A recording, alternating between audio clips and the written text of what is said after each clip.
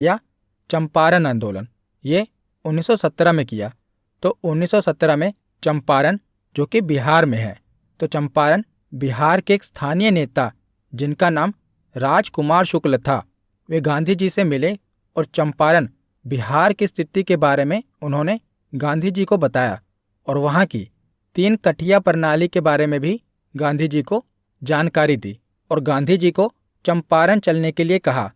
तो 19वीं शताब्दी के प्रारंभ में अंग्रेज बागान मालिकों ने किसानों से यह करार कर लिया था कि वे अपनी भूमि के 3/20वें हिस्से में नील की खेती अवश्य करेंगे और इसी को 3 कठिया प्रणाली कहा गया। यानी कि अंग्रेजों ने भारतीय किसानों को यह कह दिया था कि वो अपनी भूमि के 3/20वें हिस्से पर नील की खेती जरूर करेंगे, उन्हें अपनी जमीन के 3/20वें हिस्से पर नील की खेती करनी ही पड़ेगी। तो इसीलिए इसे 3 कठिया प्रणाली कहा गया। तो एक प्रकार से अंग्रेज भारतीयों के साथ जबरदस्ती नील की खेती करवा रहे थे। तो इसी के कारण राजकुमार शुक्ल ने गांधी जी को इसके बारे में बताया और उन्हें चंपारण आने के लिए कहा। तो उसके बाद क्या हुआ कि गांधी जी चंपारण आते हैं और आंदोलन करते हैं। तो इस चंपारण सत्याग्रह का परिणाम क्या निकलता है? तो इस चंपारण सत्याग्रह का परिणाम यह निकल कर आया कि 3 कठिया प्रणाली को समाप्त कर दिया गया और इसके साथ साथ करों को भी, जो कर लगाए गए थे, करों को भी 25% तक कम कर दिया गया था और यह गांधी जी के प्रमुख आंदोलनों में से एक था। तो यह चंपारण सत्याग्रह गांधी जी की भारत में प्रथम विजय साबित हुई और भविष्य में गांधी जी को भारत के एक बड़े नेता के रूप में होने के द्वार भी खुल गए थे। तो इस सत्याग्रह के बाद रविंद्रनाथ टैगोर द्वारा गांधी जी को महात्मा की उपाधि दी गई और उसके बाद ही इन्हें महात्मा गांधी जी के नाम से बुलाया जाने लगा। तो महात्मा की उपाधि गांधी जी को किसने दी थी? रविंद्रनाथ टैगोर ने दी थी, याद रखिएगा। तो अगला आंदोलन है अहमदाबाद मिल मजदूर आंदोलन। तो ये 1918 में होता है। पहले हमने पढ़ा 1917 में चंपारण आंदोलन किया और 1918 में अहमदाबाद मिल मजदूर आंदोलन किया। तो चंपारण सत्याग्रह के बाद 1918 में गांधी जी अहमदाबाद के कपड़ा मिल मजदूरों से मिले और उनकी समस्या को समझा। तो यहाँ का विवाद प्लेग बोनस को लेकर था। जब प्लेग की समाप्ति हुई थी तो मिल मालिक बोनस को समाप्त करना चाहते थे, लेकिन मजदूरों ने इसका विरोध किया तथा गांधी जी ने मजदूरों को हड़ताल पर जाने को कहा था।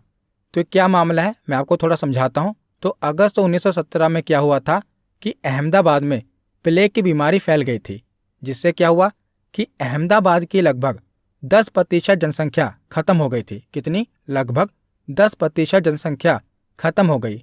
और ऐसे में क्या हुआ कि जो टेक्सटाइल कंपनी थी उनको ये दिक्कत आ रही थी, जो वर्कर थे वो लगातार कम हो रहे थे और जो थे भी ना, वो बीमारी के कारण दूसरे राज्यों में पलायन कर रहे थे।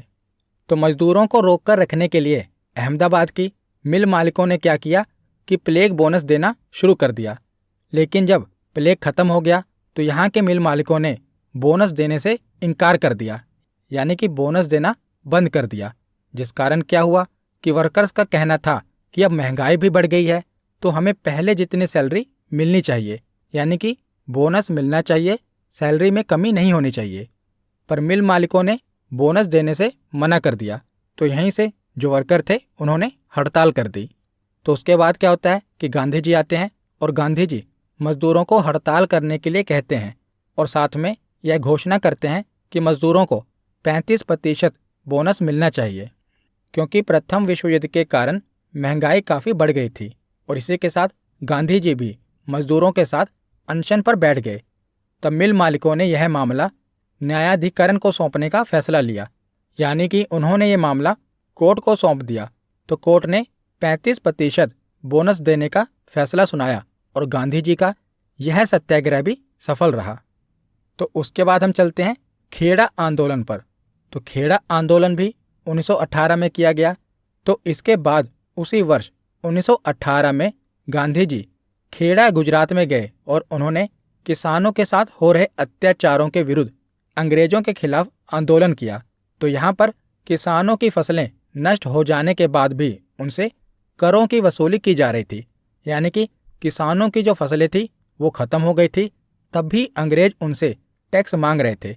तो गांधी जी ने किसानों को लगान ना देने के लिए कहा और इस मामले की जांच के बाद यह निष्कर्ष निकला कि लगान माफ़ कर देना चाहिए। तो गांधी जी के लगातार भारत में तीनों आंदोलन सफल रहे। तो गांधी जी के दक्षिण अफ्रीका में किए गए उनके कार्यों को लेकर भारत में वे काफ़ी चर्चित थे और इन आंदोलनों में भी सफलता पाते हुए वे भारत में बड़े नेता के रूप में देखे जाने लगे थे, क्योंकि भारत में आते ही तीनों आंदोलनों में वो सफल रहे, जिसके कारण वे भारत में एक बड़े नेता के रूप में देखे जाने लगे। तो उसके बाद क्या होता है कि अगले ही वर्ष रोलेट एक्ट आ जाता है। 1919 में रोलेट एक्ट आता है। तो जब 1918 में विश्व युद्ध समाप्त हो गया था, तो उसके बाद ही 1919 में अंग्रेजों के द्वारा रोलेट एक्ट को भारत में लाया गया था। परंतु इस एक्ट में भारतीयों के लिए कोई अच्छी बात नहीं थी, जैसा गांधी जी और भारत के लोग सोच रहे थे, क्योंकि जैसे हमने ऊपर चर्चा की थी ना कि गांधी जी भारतीयों को विश्व युद्ध में अंग्रेजों की मदद के लिए अंग्रेजी सेना में भर्ती होने के लिए प्रोत्साहन दे रहे थे, ताकि विश्व युद्ध के बाद अंग्रेज भारत के लिए कुछ अच्छे कदम उठाएं। पर ऐसा कुछ नहीं हुआ। अंग्रेजों ने क्या किया? रोलेट एक्ट लागू कर दिया। तो रोलेट एक्ट क्या था? गांधी जी ने इसे काला कानून कहा था, क्योंकि यह ऐसा कानून था जिसमें किसी पर भी शक के आधार पर उसे गिरफ्तार किया जा सकता है और उस पर देशद्रोह का मुकदमा चलाया जा सकता है। तो इसीलिए रोलेट एक्ट को बिना अपील, बिना वकील और बिना दलील का कानून कहा गया, जिसमें केवल शक होने पर ही उसको गिरफ्तार किया जा सकता है और उस पर देशद्रोह का मुकदमा चलाया जा सकता है। तो इसीलिए इसे बिना अपील, बिना वकील और बिना दलील का कानून कहा गया। किसे? रोलेट एक्ट को। तो रोलेट एक्ट के बाद अब हम पढ़ते हैं जलियांवाला बाग नरसंहार के बारे में, जो कि 1919 में होता है। तो 1919 में ही रोलेट एक्ट लेकर आया जाता है, जिसके बाद क्या होता है कि इसका विरोध होता है। तो जब इसका विरोध होता है तो अब तो अंग्रेज कानून लेकर आ ही गए थे, रोलेट एक्ट लेकर आ ही गए थे। तो इसी रोलेट एक्ट के कारण इन्होंने पंजाब के दो नेता डॉक्टर सत्यपाल और डॉक्टर सैफुद्दीन किचलू को गिरफ्तार कर लिया। तो इसी के कारण क्या होता है, आगे हम पढ़ते हैं कि पंजाब के दो लोकप्रिय नेता डॉक्टर सत्यपाल और डॉक्टर सैफुद्दीन किचलू की गिरफ्तारी के बाद जनता का आक्रोश तेज हो गया और कई जगह हिंसाएं हुई। तो इन्हीं को छुड़ाने के लिए एक सभा बुलाई गई। तो अमृतसर शहर में 13 अप्रैल 1919 ईस्वी को शाम 5 बजे जलियांवाला बाग में विशाल सभा में रोलेट एक्ट और डॉक्टर सत्यपाल आदि के बारे में भाषण चल रहा था कि तभी क्या होता है कि सैन्य अधिकारी ब्रिगेडियर जनरल रोगिनोल्ड डायर ने फौज के द्वारा भीड़ पर गोली चलाने का आदेश दे दिया। तो जनरल डायर ने इन निहत्थे लोगों पर गोली चलाने का आदेश दे दिया। तो इस घटनाकांड में लगभग 1500 लोग मारे गए थे।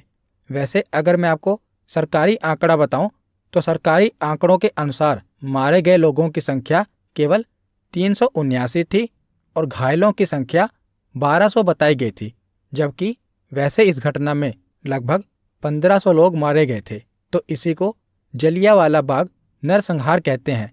तो जलियांवाला बाग हत्याकांड के समय पंजाब प्रांत का lieutenant governor Michael O'Dwyer था, जिसकी हत्या 1940 ईस्वी में सरदार उधम सिंह जी ने लंदन में की थी।